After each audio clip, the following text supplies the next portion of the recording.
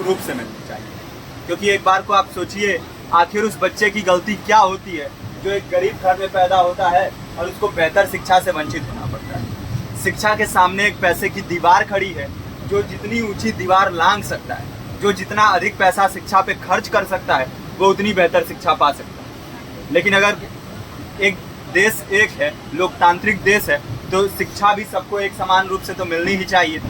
आज परिस्थिति ये है कि एक तरफ तो प्राइवेट स्कूल हैं जो लूट के अड्डे बने हुए हैं, वहाँ पे आप एडमिशन कराने जाएंगे तो सिर्फ एडमिशन के नाम पे ही आपको 10,000 20,000 रुपये देना होगा। और कमीशन खोरी का ऐसा धंधा है कि कॉपी, किताब, टाई, बेल्ट, ड्रेस, जूता कहाँ से खरीदना है ये आप नहीं तय करेंगे वो प्राइवेट स्कूल वाले। यानी आम लोगों की मेहनत की आखिरी कौड़ी उनके जेब से वसूल लेना चाहते हैं।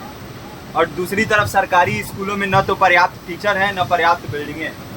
2019 का ही ये पुराना आंकड़ा है कि हर 100 में से 52 स्कूलों में या तो एक टीचर है या 2 टीचर हैं। और उन्हीं टीचरों के ऊपर जिम्मेदारी थोप दी जाती है कि जनगणना करो, मतगणना करो, पशुगणना करो, तमाम काम करवाए जाते हैं। और 19 के बाद से तब से कितने टीचर रिटायर हुए होंगे, और 18 के बाद से कोई टीचर की वैकेंसी भी नहीं है। आप खुद भी सोच सकते हैं ये परिस्थिति और कितनी बिगड़ी हो।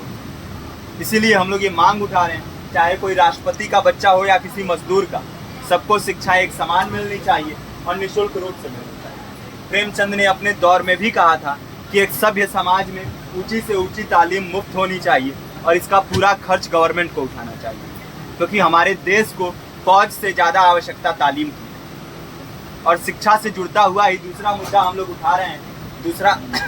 दूसरा मुद्दा है रोजगार का। रोजगार की परिस्थिति ये है कि आज सरकारी सेक्टर हो या प्राइवेट, सब कुछ ठेका संविदा के हवाले किया जा रहा है। परमानेंट नौकरियां लगातार घटाई जा रही हैं।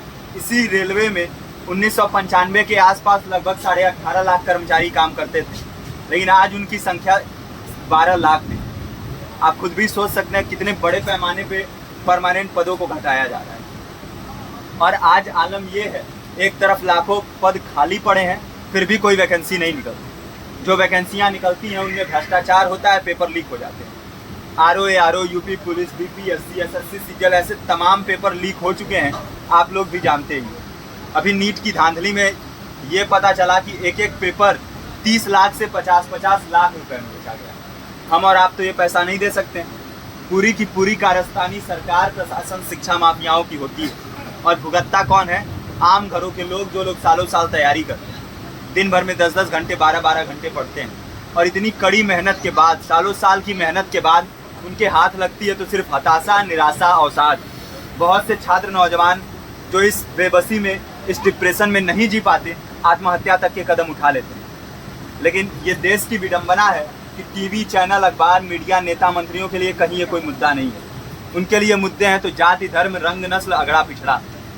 आज जब पूरी परिस्थिति इतनी भयावह है तो ये जरूरी है कि लोगों के बीच में जाया जाए, लोगों को संगठित किया जाए और एकजुट किया जाए। क्योंकि आज अगर अपने मुद्दों पर बोलेंगे नहीं तो कल को ये परिस्थिति और बिगड़ेगी। हो सकता है ले दे के अपनी ज़िंदगी तो हम लोग काट ले जाएं, लेकिन आने वाली पीढ़ियों को क्या भविष्य दे के जाएंगे, ये भी सोचने वाली बात है। हमारे साथी ने आपको पर्चा दिया है, पर्चा आप तक पहुँच गया है। पर्चे में और भी बातें हैं, इसको पूरा विस्तार से पढ़िए। पर्चे में हमारा नंबर है, संपर्क कीजिए। फेसबुक का, इंस्टाग्राम का लिंक है, आप वहाँ पे जाएंगे तो आपको पता भी चलते रहेगा कि लगातार किन किन माध्यमों से हम इस अभियान को चला रहे हैं। नुक्कड़ नाटक, संगीत, शिक्षा सहायता मंडल, लाइब्रेरी, तमाम माध्यमों से इस अभियान को चला रहे हैं और कोशिश कर रहे हैं कि बड़े से बड़े पैमाने पर हर जगह पे लोगों को संगठित किया जाए और एकजुट किया जाए। आपके बीच भी आए हैं आपका साथ और सहयोग दें। साथ इस रूप में कि आप भी हमारे इस कारवां और इस मुहिम से जुड़िए।